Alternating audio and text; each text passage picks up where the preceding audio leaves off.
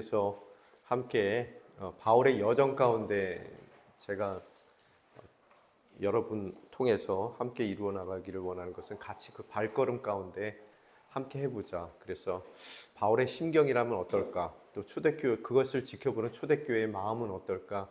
이제 거기에 초점을 좀 맞춰서 여러분과 우리가 사도 바울의 오늘 세 번째 전도 여행을 떠나는데요. 세 번의 여행 가운데 동참하는 것으로 좀 저는 생각을 하면서요. 그렇게 기도하면서 지금까지 왔습니다. 제가 얼핏 듣기로는 오늘 강의하는 이 강의 내용만 순에서 틀어드리는 분이 계시다고 제가 제보를 받았습니다. 그러시면 안 돼요. 네, 그래서 제가 여러분께 원래 강의 안 해도 되는 건데요. 강의하는 이유는 좀 더 여러분에게 나눌 수 있는 배경을 좀 많이 만들어 드리려고 그러는 거고요.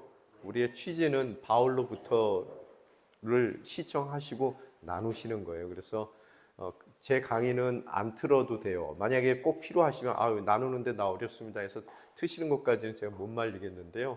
제 강의를 틀고 그걸로 나누시면 안 됩니다. 바울로부터를 보셔야 돼요.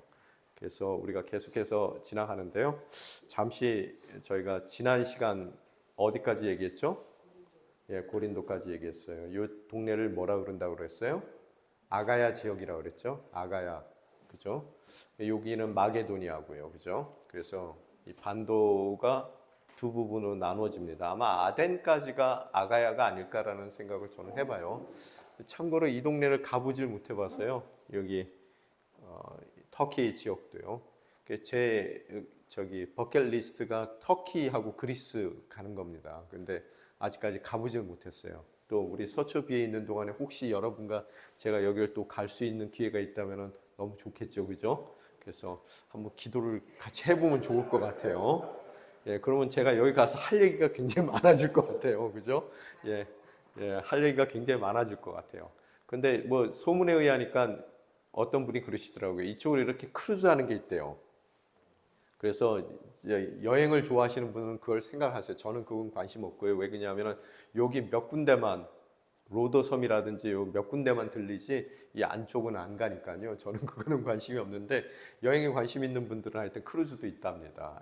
아덴에서 출발하는 뭐 크루즈라는 것 같아요. 하여간 고린도에서 이야기가 지난 시간에 끝났어요. 그죠? 그래서 고린도에서 갱그리아에 가서 머리 깎는 서원하는 얘기 잠시 나눴던 것 같은데요. 그러고 나서 어디로 갔다고요? 에베소로 갔어요. 왜 그래요? 2차 전도여행 초창기에 그가 육로를 통해서 움직였죠. 이렇게요. 그죠? 육로를 통해서 움직였는데 만약에 처음서부터 그가 이 유럽으로 가려고 시작을 한 여행은 아닐 것 같다라고 제가 말씀드렸죠. 저같이 생각하는 사람들은 좀 그렇게 다수는 아니에요. 아마 저만 그러는 것 같아요. 1차 전도여행도 의도해서 떠난 거 아닌 것 같다라고 제가 아무리 봐도 저는 그렇게 보여요. 그래서 1차 전도여행은 어디 갔다고요? 여러분? 여기 구브로섬 갔다가 그 다음에 여기 어디죠? 버갈 갔다가 안디옥 갔다가 이고니온, 루스트라, 더베 갔다가 다시 거꾸로 돌아오는 거라 그랬었죠. 그것도 제가 생각하기에는 구브로섬까지 가려고 그랬던 것 같다라고 여러분에게 말씀드렸어요. 정설은 아닙니다. 그냥 제가 주장하는 거예요. 제가 보기에는요. 2차 전도여행도 그가 안디옥을 통해서 그 바로 전에 있었던 게 뭐예요? 예루살렘 공회죠. 거기서 유대인들 아닌 이방인들에게 율법 강요하지 말자라고 결정이 돼요. 할례 받지 말게 하자.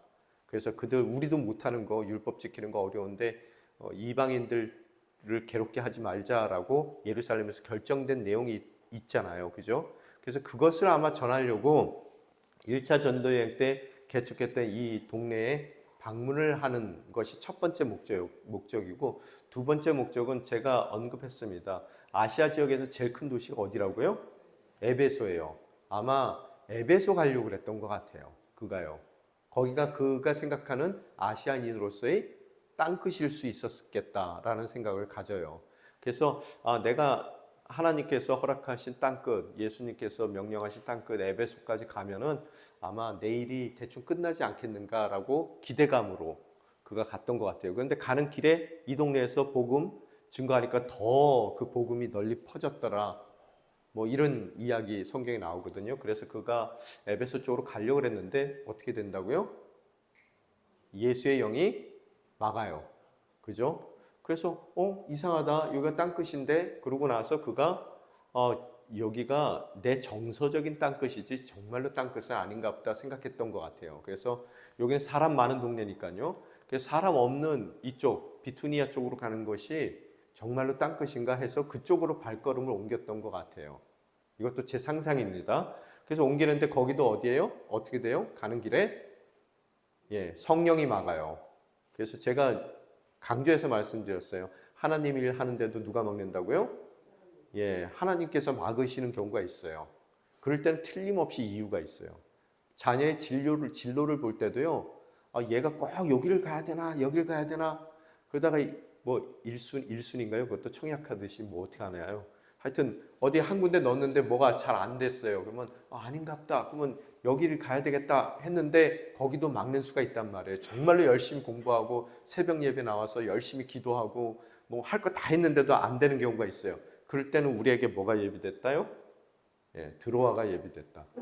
그죠? 그래서 드로아는 원래 계산에 없었어요. 근데 거기 가야지 누구 만난다고요? 누가 만나는 거예요. 여러분 그 흐름들을 갖다 쭉 보셔야 돼요. 근데 이 드로아라는 자리는 여러분 높이뛰기 뭐 이런 거 하실 때 스프링보드 팍 밟아야 되잖아요. 그 드로아의 역할이 뭐라고요? 그런 스프링보드의 역할을 해줘요. 아시아인으로서 특히 유대인으로서 여기가 땅끝이에요. 여기까지 가는 게요. 이거 넘어서는 생각해 본 적이 없었던 것 같아요. 그런데 드로아에서 환상 보는 곳으로서 스프링보드 탁 짚고 자기가 평소에 생각했던 이상의 바운드리를 넘어설 수 있다라고 말씀드렸죠? 다 기억나시죠? 이거 기억 안 나면 제가 그동안 뭐 했나 싶은 거예요. 그러니까 여러분 모르는 척하고 이렇게 뭐지? 이런 표정 지으시면 안 돼요. 제가 그럼 괴로워집니다. 그래서 이 드로아에서 배 타고 건너가서 빌립보, 물론 네아폴리를 먼저 들렸지만 거기에 대한 언급은 없어요. 이 길이 다 그 비아 에그네시아라는 길이라 그랬죠. 그래서 고속도로, 그죠? 그 당시에 얘기하는 그런 길입니다. 그래서 빌립보에서 무슨 일이 일어났는지 또 우리가 빌립보에서 나와서 두 도시를 관통해 어디로 갔다고요? 데살로니카, 베레아, 그죠? 여기 좀 더 신사적인 사람들이라 그랬어요. 그러고 나서 아덴에 가서 아레오바고에서 복음 증거하고 그 다음에 고린도에 가서 한 1년 반 정도 머물렀던 것 같아요. 그래서 여기서 크게 부흥을 했다. 그리고 고린도는 딱 지도 보시면은 항구가 몇 개라고요? 기억하세요. 그 이유가 항구 2개 있어서 야 장사 잘했겠구나 이 얘기를 하려는 게 아니라 얼마나 이 동네가 폐역한 동네인지를 여러분이 상상하시라는 거예요. 그러고 나서 갱그레아에서 머리 깎고 어디로 갔다고요? 에베소 갔어요. 왜 갔을까요? 이번 전도 여행의 최종 목적지가 어디였다고요? 원래요? 에베소예요. 그러니까 여기 가고 싶었는데 하나님이 막아서 못 갔으니까 이참에 가는 거예요. 가는 길에요. 그래서 에베소에 가서 머무르면서 복음을 증거해요. 그죠? 복음을 증거했더니 에베소에 있는 교인들이 너무 좋아하는 거예요. 그래서 더 머물라 그랬더니 아니다. 나는 가야 된다. 그러고 떠나고 같이 여기서 고린도에서 같이 함께 떠났던 사람이 있어요. 여기다가 버려두고 가거든요. 누구예요? 브리스길라와 아굴라. 그 입장도 한번 생각해 보세요. 원래 어디 출신이라고요? 본도 출신이에요? 시골 출신이에요?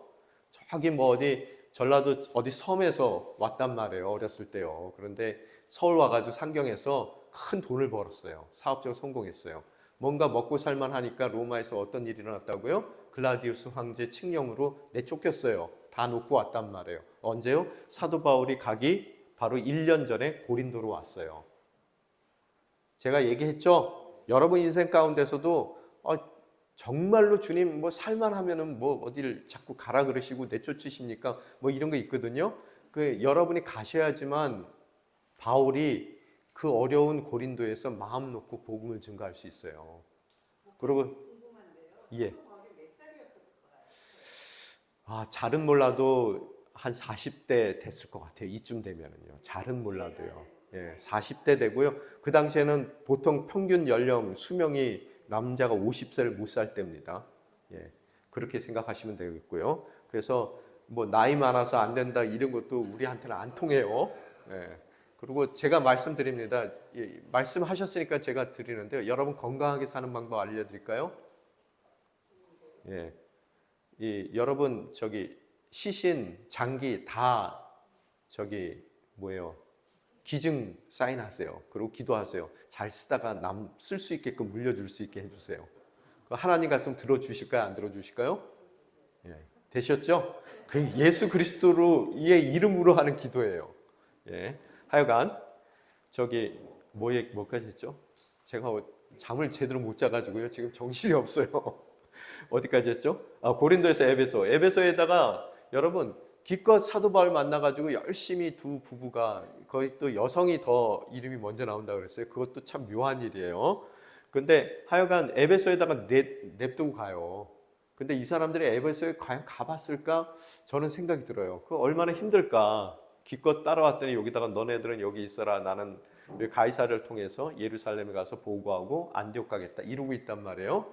그래서 여기에 남겨두고 이 화살표처럼 가이사라가 항구니까요. 여기를 통해서 예루살렘 갔다가 안디옥에 가서 한 1년 정도 머물고 있더라가 18장까지의 내용이에요. 자, 됐습니까? 그 사이에 잠시 부연 설명을 드리면 에베소에서 무슨 일이 일어나요? 다른 한 사람이 또 등장해요. 누구예요? 아볼로라는 사람이요. 성경에 예수님 제자 중에서 제일 똑똑한 사람 하나 골라라 그러면 누굴 것 같아요? 제가 보기에는 아볼로예요. 제일 학문이 뛰어나요. 알렉산드리아 출신이거든요. 그래서 그리스어도 굉장히 잘 구사를 했었던 것 같고요. 당시에 공통어죠. 그리고 철학 같은 것에 굉장히 능통했던 사람 같아요. 그래서 많은 학자들이 생각하기에 히브리서 저자가 모든 그 유대인들의 문화에 굉장히 익숙한 사람이 뭔가 아주 날카로운 지성으로 써내려간 그 히브리서의 저자가 혹시 이 알렉산드리아의 출신인 아볼로가 아니겠는가라고 생각을 합니다. 그래서 거기서 그가 갑자기 생뚱맞게 등장하는데 문제가 뭐냐면 다 똑똑하고 좋은데 이게 성령 세례를 몰라요. 뭐만 알아요? 물 세례만 알더라는 거예요. 그래서 브리스길라와 아굴라가 거기에 남았었던 이유 중에 하나가요. 또 이 아볼로를 예비를 하는 거예요. 그래서 아볼로 목사님, 그거는 절반만 아시는 거고 진짜 세례는 성령 세례입니다. 뭐 요걸 가르쳐 줘요. 이 부부가요. 그래서 그 이후에 1년 정도 안디옥에 바울이 머무는 동안에 이 에베소에서 아볼로와 브리스길라 아굴라 부부를 만나는 조우가 있었고요. 그 후에 아마 사도 바울의 명령이겠죠. 그가 고린도 교회의 2대 목사, 1대 목사 누구예요? 바울이죠. 2대 목사로 파송되는 것까지가 18장에 나오는 내용입니다. 자, 됐습니까? 요까지만 머릿속에 좀 담고 가시고요. 그 다음에 이제 19장서부터는 본격적으로 3차 전도 여행이 시작돼요. 자, 성경에 몇 차까지 나온다고요? 전도 여행이요? 3차까지 나와요. 그러고 나서 로마로 압송되어 가는 것으로서 끝나요. 사도행전은요. 그런데 그 이후에 아마도 저희 사도 바울이 풀려나서요. 또 스페인까지 그가 전도 여행을 갔다라고 이야기를 하고 있습니다. 그러고 나서 그 이후에 어느 순간에 그가 이제 순교하게 되는데요. 하여간 성경은 그렇습니다. 거기까지 3차 전도 여행이 마지막 전도 여행이고 또 로마로 압송되는 것이 부록으로 붙어 있어요. 자, 그래서 에베소에서 전도하는데요. 자, 19장 1절서부터 저희가 5절까지 같이 읽겠습니다. 시작. 아볼로가 고린도에 있는 동안 바울은 윗지방을 거쳐서 에베소에 도착했습니다. 거기서 그는 몇몇 제자들을 만났습니다. 바울이 그들에게 여러분을 믿을 때 성령을 받았습니까? 라고 물었습니다. 그들이 대답했습니다. 아니요, 우리는 성령이 있다는 사실도 듣지 못했습니다. 그래서 바울이 물었습니다. 그렇다면 여러분은 어떤 세례를 받았습니까? 그들이 대답했습니다. 요한의 세례입니다. 바울이 말했습니다. 요한의 세례는 회개의 세례입니다. 그는 백성들에게 자기 뒤에 오실 분을 믿으라고 했는데 그분이 바로 예수입니다. 그들은 이 말을 듣고 곧바로 주 예수의 이름으로 세례를 받았습니다. 자, 아볼로가 고린도에 있다 그랬죠. 아까 말씀드린 대로 에베소에서 그가 고린도의 두 번째 담임 목사로 파송됐을 돼 있는 동안에 바울은 윗동네래요. 윗동네라 그러면 아마 이 갈라디아 지역이 아니겠는가. 이 지금 안디옥이 여기잖아요. 저희 에베소가 여기인데요.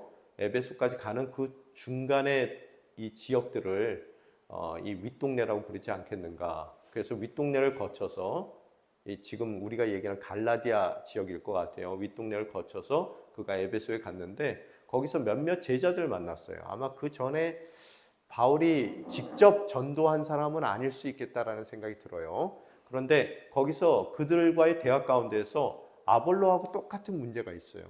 그들이 예수를 믿고 세례를 받긴 받았지만 뭘 받았다고요? 세례 요한의 세례, 물 세례를 받았다는 거예요. 성령 세례를 그들이 성령이 있다는 사실도 알지 못했더래요.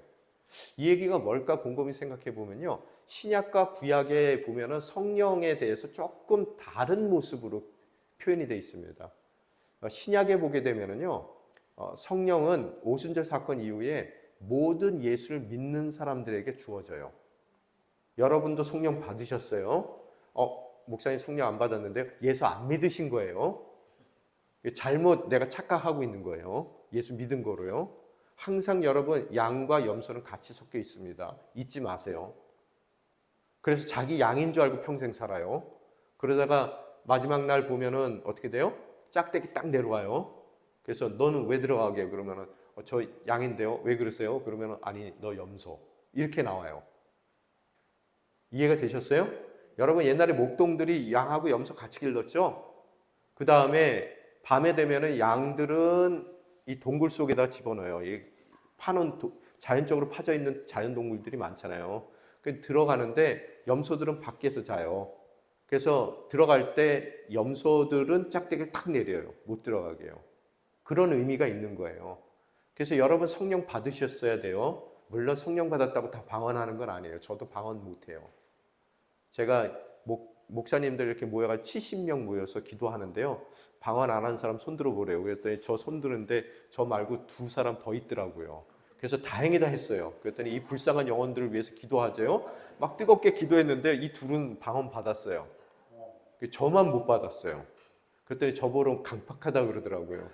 그래서 제가 주님 왜 이러십니까 정말로. 제가 강팍하다는 얘기는 안 들어야 되지 않습니까? 그랬더니 주님이 그러시는 것 같아요. 야, 방언 안 해도 뜨겁다는 얘기 나 할 수 있도록 내가 널 붙들어 줄게. 뭐 그러시는 것 같더라고요. 그래서 방언은 저는 못하는데요. 그게 사인은 아닙니다. 뭐예요? 하나님 말씀대로 살아가고자 하는 그 마음이 속에서 올라와요.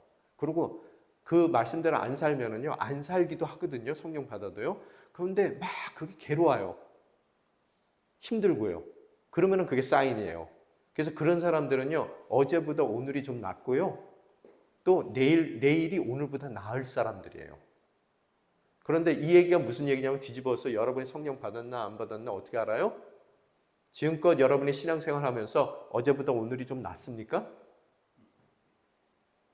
크게 보셔야 돼요. 맨날 나아지는 건 아니고요. 제가 이렇게 말씀드린다고.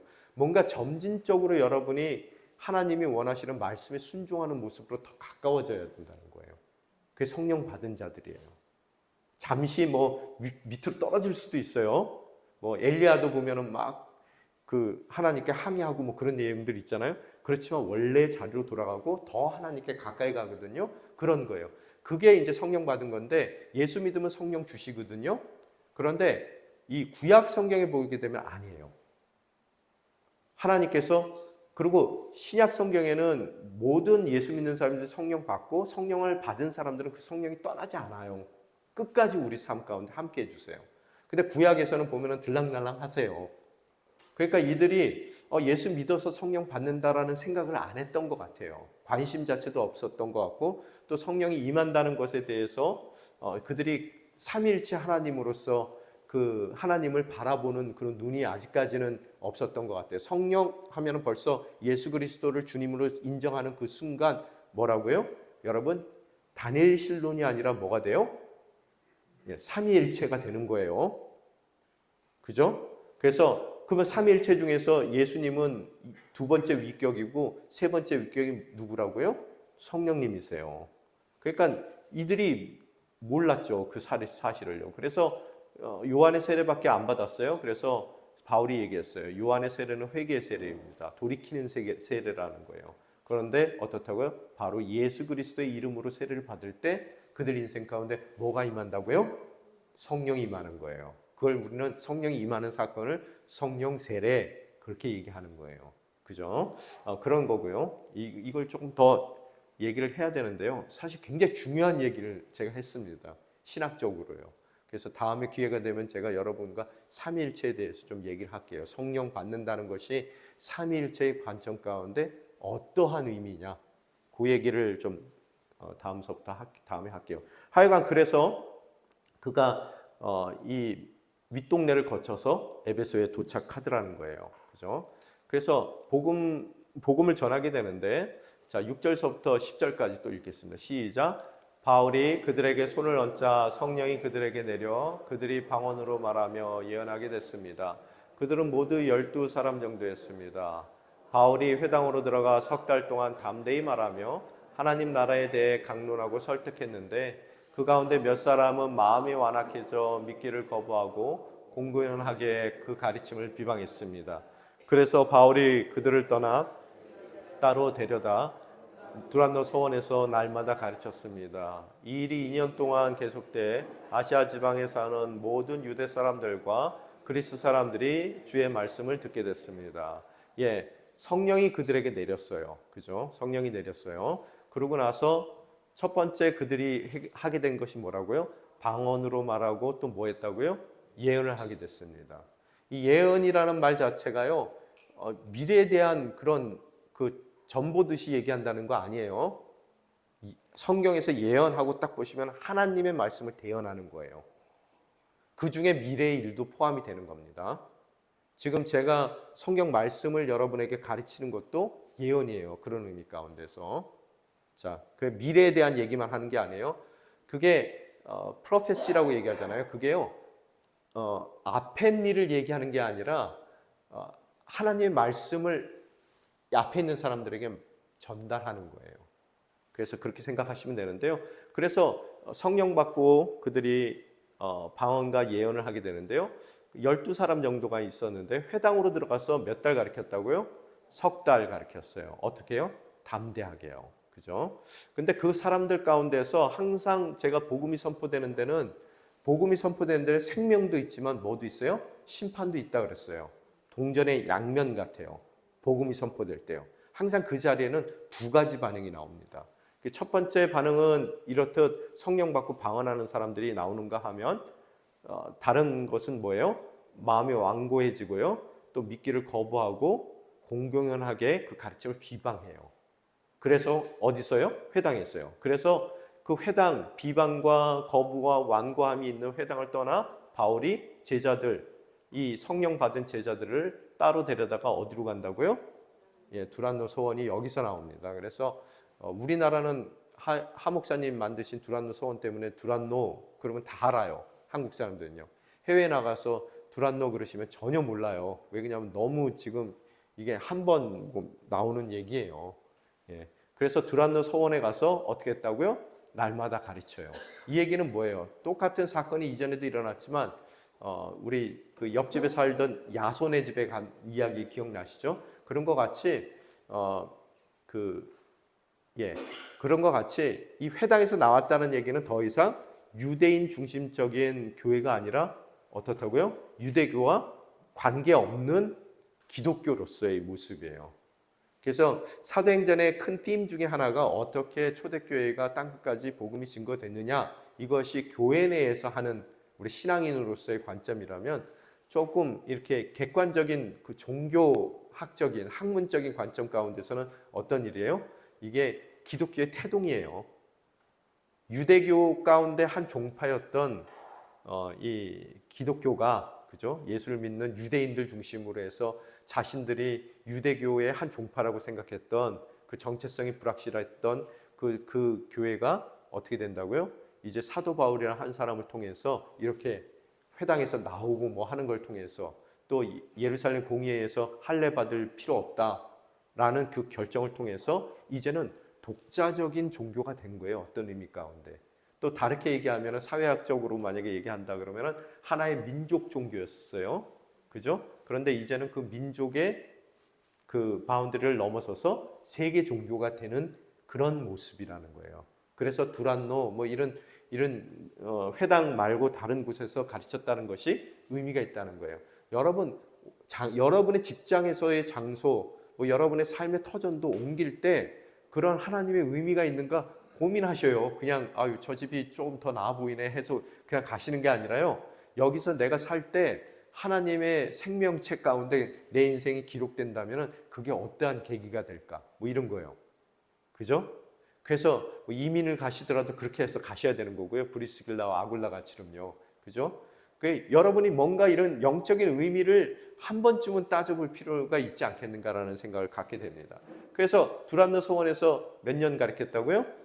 2년 가르쳤어요. 그러면 최소한 에베소에는 그의 사역이 몇 년이에요? 바울의 사역이요? 최소한 2년이에요. 그죠? 왜 두란노에서만 2년이고 그 앞전에 지금 성령 받고 뭐 회당에 들어가서 비방받고 이런 이야기들이 있잖아요. 그죠? 그러면은 얼추 잡아서 한 3년 정도는 사도 바울이 있었겠다. 에베소에. 근데 사도 바울은 제가 지난 시간에도 말씀드렸지만 오래 안 있습니다. 그죠? 고린도에 1년 반 있었고요. 여기에 지금 한 3년 있어요. 나머지는 어때요? 몇 주예요, 몇 주. 제가 보기에는요. 그러고 나서 로컬에 있는 리더십들을 세우고요.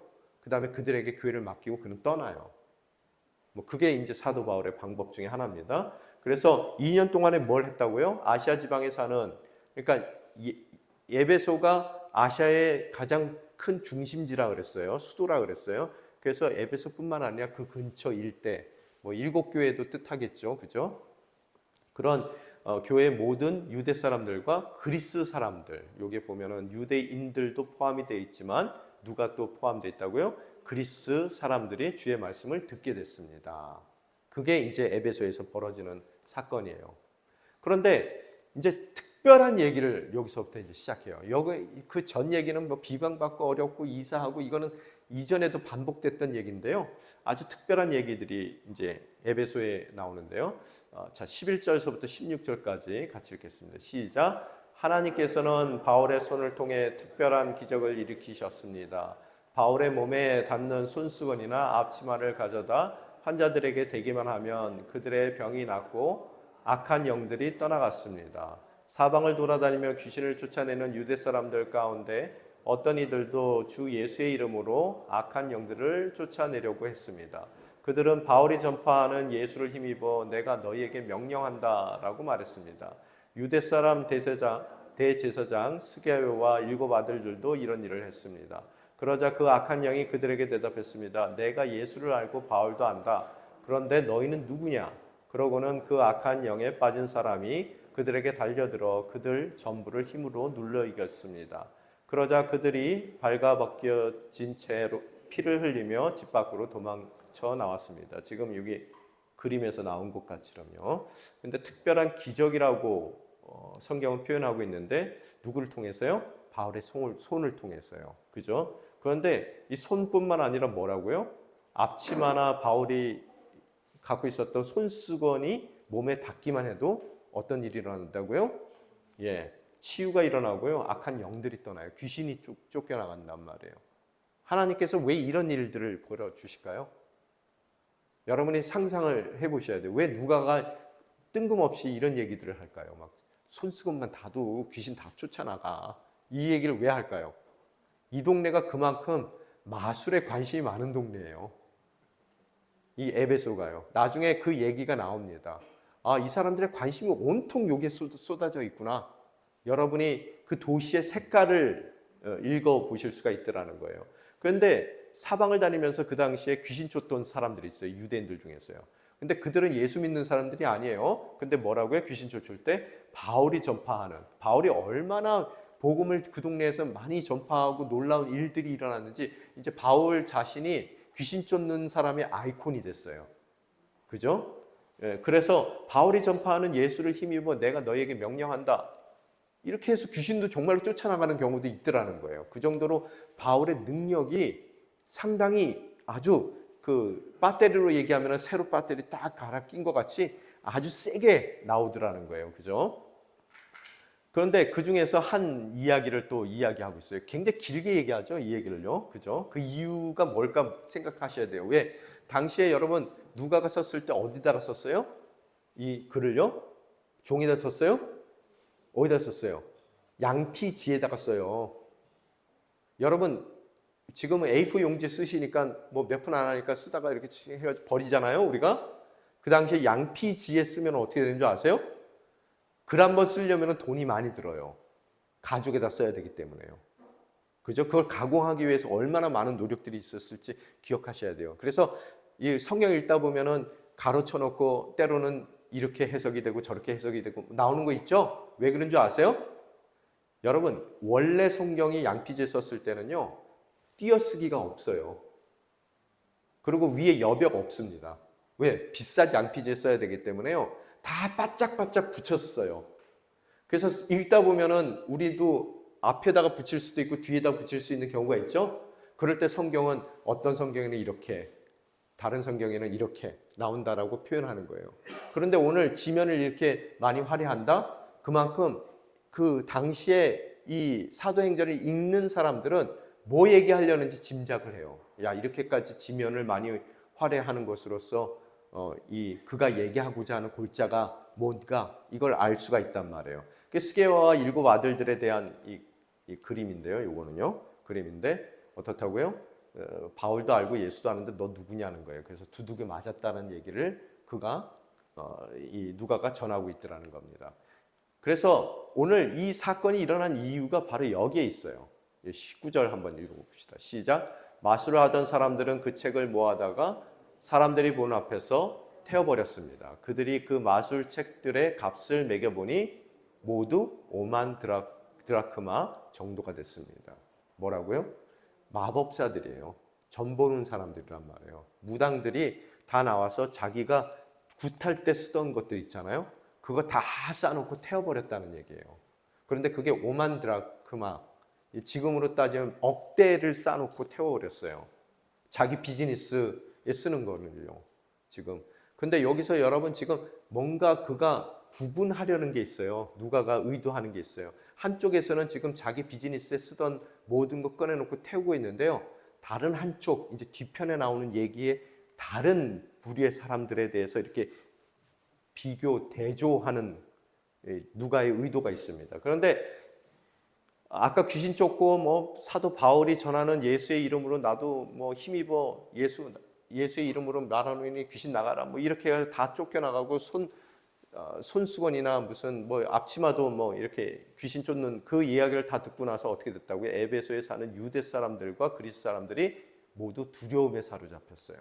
야, 정말로 이 하나님, 이 예수님 대단한 분이구나. 뭐 이렇게 두려워하는 거예요. 경이롭다는 표현이 맞겠죠. 그래서 예수의 이름을 높였어요. 그러면서 믿게 된 사람이 많이 나와 자신이 악한 행동들을 어떻게 했다고요? 예, 고백했어요. 여러분, 우리 인생 가운데서도 내가 예수를 믿었는지 안 믿었는지 어떻게 알 수 있다고요? 이런 고백이 있는지 없는지를 보면 알아요. 그냥 하나도 고백 안 되는데 예수 믿었다 그러면 좀 곰곰이 생각해 보셔야 돼요. 가셔서. 그래서 성령 못 받는 거예요. 그래서 능력이 없는 겁니다. 그죠? 그래서 하여튼 마술하던 사람들까지도 자기 비즈니스예요. 비즈니스에 들어가는 모든 것 다 태워버릴 정도로 이들 또한 이 마술하는 사람들조차도 이 마술이 가득했던 에베소에서 이들의 삶이 변화될 정도로 놀라운 역사가 일어나더라는 것을 이야기하고 있어요. 귀신들이 가득 찬 동네예요. 이 동네는요. 그래서 아마 이거 5만 드라크마 정도의 마술책 안 태워버렸으면 지금 그 해리포터 얘네들 하는 거 그대로 누군가가 하고 있을 수도 있어요. 이때 아마 다 탔을 것 같아요. 그거예요. 농담을 했는데도 웃지도 않으세요. 네. 그래서 말씀은 점점 힘있게 퍼져나갔습니다. 그러고 나서 어떻게 된다고요? 이 모든 일이 일어난 뒤 바울은 어떻다고요? 마게도니아, 아가야 지방을 거쳐 예루살렘으로 가기로 뭐 했다고요? 결심했어요. 이제 이곳에서 이토록 놀라운 능력과 많은 사람들이 마술사들까지도 그 마술책을 태울 정도로 엄청난 산같이 쌓아놓고 태웠을 거라는 거예요. 이 그림에서는 요만큼밖에 안 되지만 몇억 원어치를 쌓아놓고 태웠단 말이에요. 그죠? 그러고 나서 이제 이곳은 복음화가 됐으니까 내가 이제 떠나도 되겠다라는 생각을 하고 마게도니아, 아까 어디라 그랬어요? 빌립보를 중심으로 한 데살로니카, 그 다음에 베레아, 그 동네, 그죠? 또 아가야, 아덴이나 뭐 고린도를 생각하는 거겠죠. 그걸 거쳐서 어디를 가야 되겠다고요? 예루살렘. 이제 3차 전도행을 여기서 마무리해야 되겠다라고 생각을 하고 내가 결심을 하고 또 뭐라고 또 얘기를 해요? 예루살렘 방문 후에는 어디 가겠다고요? 땅끝이 로마까지 가겠다. 왜? 로마가 이 사람의 특징은 가장 중심지가거든요. 그래야 고기들이 모여 있잖아요. 그래서 내가 로마에 가서 황제 앞에서 내가 복음을 좀 증거해 봐야 되겠다. 뭐 이런 결심을 그가 하게 되더라는 거예요. 그죠? 그때 이걸로 끝나지 않아요. 한참 잘 될 때 끝나지 않는데요. 어떤 일이 일어나요? 예. 여기에 보면은 누구예요? 예.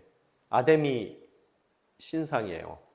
근데 여기에 아기들 피딩할 수 있는 브레스트가 많고요. 뭐 이런 모양으로 서 있는데요. 고린도만큼 폐역한 동네예요. 왜 그러냐면 이 아데미 여신 때문에요. 뭐 번식의 여왕 여신이에요. 그래서 그 아데미 신전 때문에 이 동네가 다 먹고 살았어요. 근데 참 재미있는 것도요. 이 아데미 이게 진짜 원래 아데미 신상인지는 모르겠는데 오리지널이 어떻게 생겼냐면요. 운석으로 떨어져요. 운석으로요. 운석으로 하늘에서 뚝 떨어져요. 정말로요. 이 사람들 자료에 보게 되면은요. 그런데 가슴이 이렇게 많이 달린 운석이래요. 사람 모양인데요. 그래서 자기네들이 생각하기에 이거는 다산의 여신이다. 번식의 여신이다. 뭐 이렇게 해가지고 운석으로 떨어졌으니까 사람 손으로 이렇게 깎아서 만든 게 아니라 하늘에서 뚝 떨어졌는데 이 비슷한 모양, 이거는 뭐 사람이 만들었겠지만 비슷한 모양 아마 우리도 있잖아요. 무슨 바위 있잖아요. 그런 식으로 아마 뭐가 뚝 떨어져서 그게 되게 유명해져서 이들이 아데미 여신 신전을 세웠는데 그게 파르테논 신전보다 신전의 가장 으뜸 파르테논이죠. 그거보다 4배 컸대요. 그리고 기둥도 뭐 엄청나게 크고 뭐 엄청난 규모로 이 여신을 갖다 놓고 뭐 애기 못 낳는다 뭐 한다 그러면은 전부 다 이 동네 오는 거예요. 그래서 그 운석 자연 하늘에서 떨어진 아데미 여신에게 기도하고 뭐 이렇게 하는 거예요. 그래서 이 아데미 여신 신전이 온 로마의 가장 유명한 신전 중에 하나랍니다. 그래서 이 동네에 인구가 25만 명밖에 안 되는데요. 그 동네 자체가 관광객으로 가득 차 있었대요. 이 신전 방문하느라고요. 그래서 굉장히 그 관광업으로 먹고 사는 동네예요. 이 동네가요. 그래서 그러다 보니까 관광업에 종사하는 사람들이 많았어요. 그 업자 중에 하나에 대한 이야기를 하고 있어요. 그 업자가 누구예요? 여기요. 데메드리오. 뭐 하는 사람이에요? 뭐 하고 있어요, 지금요? 예. 요거 만드는 사람이에요. 자, 됐습니까? 뭐예요? 기념품 샵을 하고 있단 말이에요. 관광객들 막 쏟아져 들어오는 동네에서 기념품 가서 뭐 하나씩 놓는데 여러분도 만약에 그 당시에 여기 이 동네에 관광 갔어요? 그죠? 그래, 기념품을 뭐 사갖고 집에 가겠어요? 옆집에 사는 개똥이 엄마 아직까지 애 못 낳고 있더라. 그럼 뭐 사다 주면 돼요? 이거 사다 주면 돼요. 그죠? 그래서 어떻다고요? 여기 23절서부터 28절 우리가 같이 읽을게요. 시작! 그 무렵 에베소에는 복음의 말씀 때문에 큰 소동이 일어났습니다. 데메드리오라는 은 세공업자는 아데미 여신의 은 모양을 만드는 사람이었는데 직공들에게 적지 않은 돈벌이를 제공해주고 있었습니다. 그가 직공들은 물론 이 일에 관련된 일꾼들을 불러 모아놓고 말했습니다. 여러분도 알다시피 우리가 이 사업에서 소득이 꽤 괜찮았습니다. 근데 여러분도 보고 들은 대로 바울이라는 이 사람이 여기 에베소뿐 아니라 아시아 온 지방에서 사람이 만든 신은 신이 아니다라며 많은 사람들을 설득해 마음을 돌려놓고 있습니다. 이렇게 해서 우리 사업의 명성이 떨어질 뿐만 아니라 위대한 여신 아데미 신전의 명예도 실추되고 아시아 지방과 전 세계에 걸쳐 숭배되고 있는 이 여신 자체도 그 신성한 위엄을 잃을지도 모르는 위험이 있습니다. 그들이 이 말을 듣자 화가 치밀어 올라 에베소 사람들의 아데미 여신은 위대하다고 소리 높였습니다. 지금 이해가 되셨어요, 이제요? 예. 관광업으로 먹고 살고 있었던 동네 가운데 가장 큰 수입을 꽤 많은 소득을 줬다는 그 수입을 창출했던 것이 은세공업이에요. 뭘 만들었어요? 우상을 만들었어요. 은으로요. 그죠? 그래서 아마 데메드리오 같은 사람들은 그런 우상을 기념품 샵을 하는 그런 은세공업을 하는 사람들의 길드에 아마 회장 역할을 했던 사람인 것 같아요. 그죠? 그래서 꽤 돈을 많이 벌었어요. 25만 명이면 그렇게 큰 도시는 아닐 수 있다라고 판단이 드는데요. 그런데 워낙 관광객들이 많이 쏟아져 들어오니까 이게 아주 좋은 이 장사란 말이에요. 그래서 잘 먹고 잘 살고 있었는데 어떻다고요? 바울이 다 망쳐놨어요. 뭐라고요? 이거 신이 아니다. 이게 부인이 돼버리면은 신전도 무의미해지는 거고, 신전이 무의미해지면은 관광객의 발걸음도 끊어져 버린단 말이에요. 그래서 그것을 암시하는 단어가, 이 마음을 돌려놓다는 단어가 원래 그리스어에서는요, 장소의 이동을 뜻합니다. 장소의 이동. 그래서 영어 성경에도 물론 같은 표현이지만 turned away라고 써 있어요. 그러면 지금 어떻게 돼요? 이 사람들이 이거 신전, 이거 신도 아닌데 괜히 뭐 돌멩이 하나 떨어졌다고 이 난리를 치는 거야? 뭐 그러고 야 기도했더니 야 되지도 않더라. 못 낳더라. 뭐 이러고 사람들이 얘기하다 보니까 이거 기념품 사요 안 사요? 안 산단 말이에요. 그 동네에 오는 관광객 숫자도 지금 줄게 생겼단 말이에요. 그러니까 이 경제적인 위협 가운데서 뭐라고요? 세 가지를 얘기해요. 첫 번째, 사업이 안 되게 생겼다. 우리 다 망하게 생겼다. 사업적인 얘기를 해요. 이게 제일 진심일 거예요. 두 번째 뭐라고요? 아담이 그 사업의 기반이 되는 아담이 신전에 명예도 실추돼요. 이제는 투어리스트 어트랙션이 되지 않을 수도 있더라는 거예요. 세 번째 뭐라고요? 그 신전에 있었던 그 돌멩이, 하늘에서 뚝 떨어진 그 돌멩이도 뭐라고요? 그 영험함을 잃어버렸다는 거예요. 그래서 이렇게 있다 보면 우리 다 망하게 생겼으니까 뭘 좀 해봐야 되지 않겠니? 라고 길드의 회장님이, 이거 뭐라 그러잖아요. 시장 상인협회 회장님이 지금 야 이거 이러다가는 우리 큰일 나겠다. 지금 그 얘기를 하고 있는 거예요. 그죠? 그랬더니 다 화가 치밀어서 뭐라고요? 에베소 사람의 아담이 여신은 위대하다. 우리 장사 잘해야 되니까 이거 사도 바울 어떻게 좀 혼 좀 내야 되겠다. 뭐 이렇게 해야 된단 말이에요. 그래서 연극장 안으로 끌고 갑니다. 29절서부터 34절 같이 읽겠습니다. 시작. 그러자 도시는 순식간에 온통 소란스러워졌고 사람들은 마게도니아에서부터 바울과 동행한 가이오와 아리스다고를 붙잡아 일제히 연극장 안으로 들어갔습니다. 바울이 사람들 앞에 나서려고 했지만 제자들이 말렸습니다. 바울의 친구인 그 지방의 관리들도 사람들을 보내 바울더러 위험을 무릅쓰고 연극장 안으로 들어가지 말라고 간곡히 권했습니다.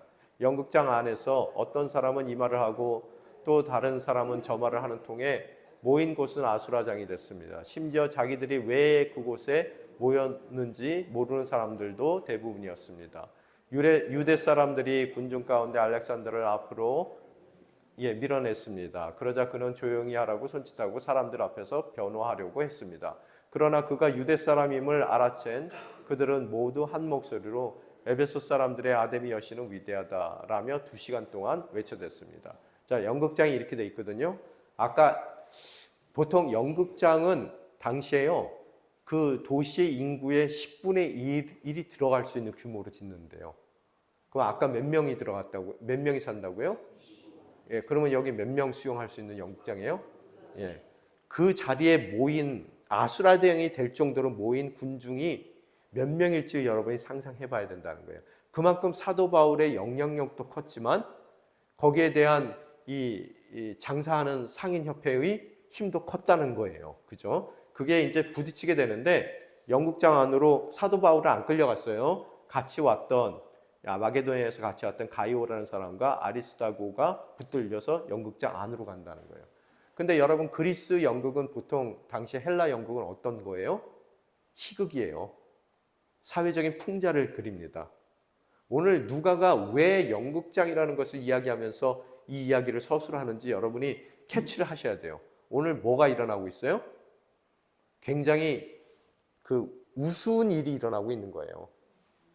그들의 목적은 탐욕인데요. 자신들이 원하는 그런 부를 누리는 건데 지금 이곳에서 벌어지는 일 자체는요. 그 부 때문에, 부를 추구하는 탐욕 때문에 일어나는 그런 모든 웃기는 사건의 풍자라는 거예요. 한편의 연극이라는 거예요, 지금요.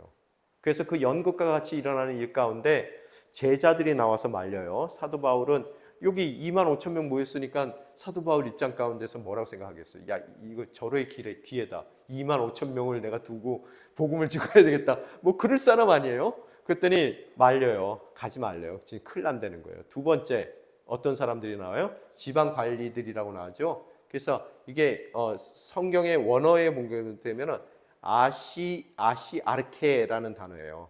아시아라는 단어가 써 있습니다. 그 안에요. 무슨 소리예요? 아르크라는 뜻은 무슨 소리예요? 제일 높다는 뜻이죠. 그래서 아시아에서 제일 높은 자라는 의미의 단어를 사용해요. 이게 뭐냐면요, 로마 사람들은 도시를 세우면 거기에 뭐 세워요? 황제 신전을 세워요. 왜? 황제가 신이기 때문에 그들에게는요. 그 신을 숭배하는 제사장들을 뭐라고 불러요? 아르케라고 불러요. 오늘 이 관리들은요, 지방 관리들은 정식적인 그들의 그 칭호는 뭐냐면요, 황제 신전의 제사장들이에요. 재밌지 않아요, 여러분? 그들까지도 얼마나 지금 마술책 태우고 그런 일들이 엄청난 사건으로 이 도시에서 일어났는지 그들까지도 바울의 뭐가 돼요? 친구가 되더라는 거예요. 믿었는지 안 믿었는지 모르겠어요. 근데 최소한 바울에 대한 리스펙트가 있었던 것 같아요. 그죠? 근데 이들이 하는 일이 뭐냐면은 신전을 관리하는 일도 하지만 대부분 황제가 신은 아니잖아요. 그러니까 뭐 하냐 하면은 행정관이에요. 그 동네에 이 로마의 통치가 이루어질 수 있도록 그 관리하는 그런 입장에 있었던 사람들인데요. 빨리 진행할게요. 시간이 돼서요. 하여튼 그들도 가지 말라고 간곡히 권했어요. 근데 오늘 32절서부터 그 안에 일어나는 일들에 대한 얘기가 나오는데요. 아수라장이라고 얘기하면서 이 사람은 저 말하고 다른 사람은 이 말하고 뭐 가짜 얘기하는 게 다르다는 거예요. 왜? 몇몇의 사람들의 그 선동에 의해서 갑자기 몰려온 거예요. 이 사람들 왜 오는지도 몰라요. 그래서 정확하게 표현해요. 왜 이곳에 왔는지도 모르는 사람들이 대부분이다.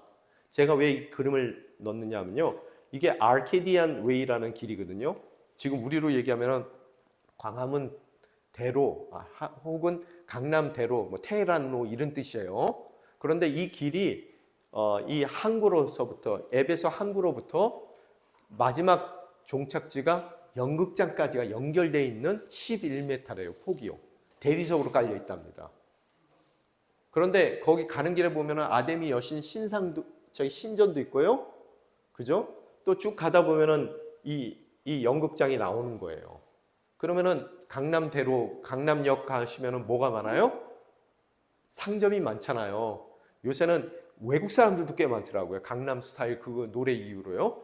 지금 여기에 아데미 신상 구경하러 온 관광객들이 기념품 제일 많이 살고, 아까 그 기념품상 하는 길드가 관여가 됐는데 상점들 많고 관광객들 북적북적 되는 데가 어디라고요? 11m 대리석으로 만들어 놓은 이 아케디아 웨이라는 거예요. 오늘 거기서 이 길드에 속해 있는 사람들이 막 아데미 신, 에베소의 아데미 신 여신은 위대하다 그러면서 막 행진을 하는 거예요. 북치고 막 그 스피커 이렇게 갖다 놓고요. 막 난리를 쳐요. 여러분이 관광객 같으면 거기 쇼핑 나왔다가 어떻게 된다고요? 야, 저 뭐 퍼레이드인가 보다. 그죠? 이해가 되셨어요? 그래서 그거를 갖다가 뭣도 모르고 그 관광객들이 다 따라 붙은 거예요. 그래서 지금 가는 것도 어디로 가요? 영국 그 극장 안으로 가는 거예요. 그러니까 뭔가 야, 여기에 이벤트가 있는가 보다, 뭐 품바 타령이라도 하는가 보다. 그래서 다 따라갔는데 오늘 그래서 어떻다고요? 야, 왜 왔대? 우리 몰라. 제가 오라 그래서 오늘 여기 무슨 뭐 장수인데 뭐 이해가 되셨어요? 왜 왔는지 모르는 거예요. 오늘 그 사건 가운데 휘말리게 되더라는 거예요. 그래서 그걸 이미 파악했어요. 누가요? 지방 관리들은요. 그래서 갈 필요 없어. 가만히 놔둬. 그러면 다 없어질 거야. 그래서 못 들어가게 하더라는 거예요. 그런데 문제는 뭐냐 하면은 이들이 바울이 누구예요? 이 길드 하는 사람들, 지금 선동하는 사람들이요? 유대인이에요. 그죠? 항상 이 사람들 문제예요. 뭐 우상이다 그러고 맨날 손가락질하고, 그런데 돈은 밝혀요. 뭐 여러분 다 잘 아시잖아요. 그죠? 돈은 밝혀요. 그런데 이 알렉산더라는 사람은 도대체 어떤 사람일까? 제가 보기에는 이들이 그들의 그 마음 가운데서 우상 만드는 일을 하지 않았을 거예요. 근데 무슨 일을 했을까요? 외국 살아보면 알아요. 그 은을 대는 일을 했을 거예요. 유대인들이 아마 유통은 다 잡고 있을 거예요. 그 동네에.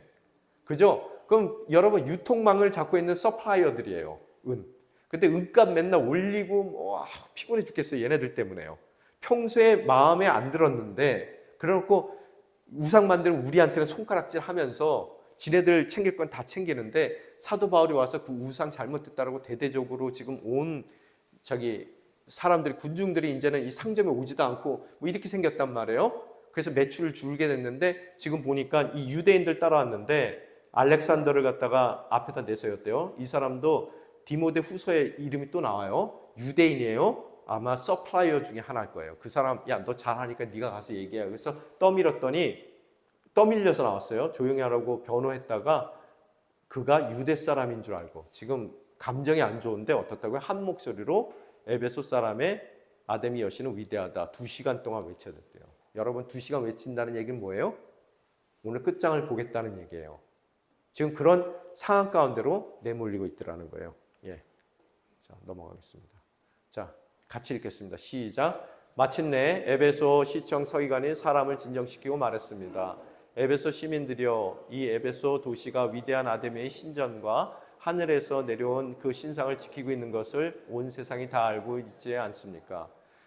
이것을 부인할 수 없는 사실이므로 이제 여러분은 진정하고 경솔한 행동을 삼가야 합니다. 여러분은 이 사람들이 신전 물건을 도둑질하거나 우리 여신을 모독한 것도 아닌데 이곳으로 끌고 왔습니다. 그러므로 데메드리오와 그 동료 직공들은 누구를 고발할 일이 있다면 법정이 열리고 있고 거기 총독들도 있으니 거기서 고소하면 될 것입니다. 그 밖에 여러분이 제기하고 싶은 문제가 더 있으면 그것은 정식 집회에서 해결해야 할 것입니다. 오늘 일로 인해서 우리는 소란죄로 고소당할 위험이 있습니다. 그럴 경우에 우리가 이유 없이 일어난 이 소동에 대해 해명할 길이 없을 것입니다. 그는 이렇게 말한 뒤 그 집회를 해산시켰습니다. 다행히 해산이 됐는데요. 누가 나왔다고요? 시청 서기관들이 나왔어요. 그러면서 그들이 하는 얘기가 야, 우리 에베소 아니냐? 우리가 정말 이 아데미 여신 빼놓으면 우린 시체다. 그러니까 그건 세상이 다 알아. 그러니까 자꾸 이게 잠시 이런 그 흐름이 있다 하더라도 우리 다시 다 정상으로 돌아갈 거야 라고 안심시키면서 뭐라고 얘기해요? 지금 이 끌려온 사람들이 도둑질한 것도 아니에요. 또 그렇다고 해서 신성 모독을 한 것도 아닌데 뭘 오늘 이렇게 소동을 피우느냐. 그래서 만약의 경우 도둑질하거나 모독한 것이 고속거리가 있다면 정식으로 하라는 거예요.